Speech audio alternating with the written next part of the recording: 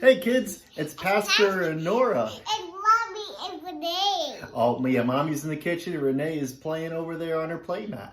And today we're going to teach you a brand new Bible verse. Pastor Yep. Nora and Mommy and Renee. Yeah. Actually, she likes to sleep. Yeah, she does like to sleep. You silly little girl. All right. Well, should we teach the kids the Bible verse that we're going to be learning? Yeah. So the Bible verse we're going to be learning comes to us from our gospel lesson. And today Jesus taught us what the great commandment is. And to summarize it, it's to love God and our neighbor. And we love God with all of our heart, soul, and mind. And we love our neighbor as ourselves. And the reason why God calls us to love is because he himself is love. And not only that, but when God commands us to love, when God commands us, what are you doing? You're being goofy. Oh, you want to hug Daddy? Okay. But yes, with this command to love, this is a great commandment given to us because if you remember, Jesus is the one who loved us unto death. And because he loved us, even when we were unlovable as sinners, we should also love each other because of what Jesus has done for us. And not only that, but this command to love our neighbor and to love our God, it's not something we can perfectly do in this life. But that's why Jesus also gives us this second half in our gospel text today, where he talks about the Lord said to my Lord, sit at my right hand, and I will put your enemies under your feet. And Jesus was mentioning this part to direct us to the gospel too.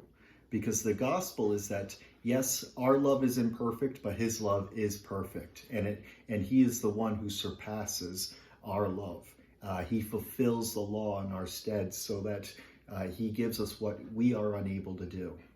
And so we learn this. We begin to carry out this command in our life only through the Holy Spirit who gives us the strength and power to do so. And though it's imperfect, Christ's power is made perfect in weakness. All right, Noah, you ready to do the Bible verse? All right. So the Bible verse is this. It's a little bit long, but it's definitely a good one, and it's definitely one that you can easily learn. So it is, and it says, Jesus says, "You shall love the Lord your God with all your heart, with all your soul, and with all your mind. This is the great and first commandment." And the second is like it. You shall love your neighbor as yourself.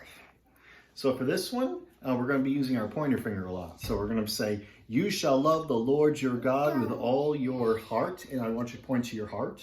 Next part is with all your soul. Just go like this because this means the entire you. And then with all your mind, just point to your head. And then you say, this is the great and first commandment. And then the second one, you can go like this. And the second is like it. And you shall love your neighbor as yourself. And if you have a friend or a sibling or your mom or dad or your grandparents near you, you could just hug them and say that part, just like that. You ready, Nori Bug? All right. Well, let's say it. We'll say it 3 times. And Jesus says, you shall love the Lord your God with all your heart, with all your soul, and with all your mind. This is the great and first commandment. And the second is like it. You shall love your neighbor as yourself. All right, 2 more times. You shall love the Lord your God with all your heart, with all your soul, and with all your mind. This is the great and first commandment. And the second is like it. You shall love your neighbor as yourself. All right, 1 more time. And Jesus says, you shall love the Lord your God with all your heart and with all your soul and with all your mind. This is the first and great commandment. And the second is like it. You shall love your neighbor as yourself. All right, well, that's this week's Bible verse. Until next week, tune in next week for next week's Bible verse. Until next time, go in peace and serve the Lord. Thanks be to God.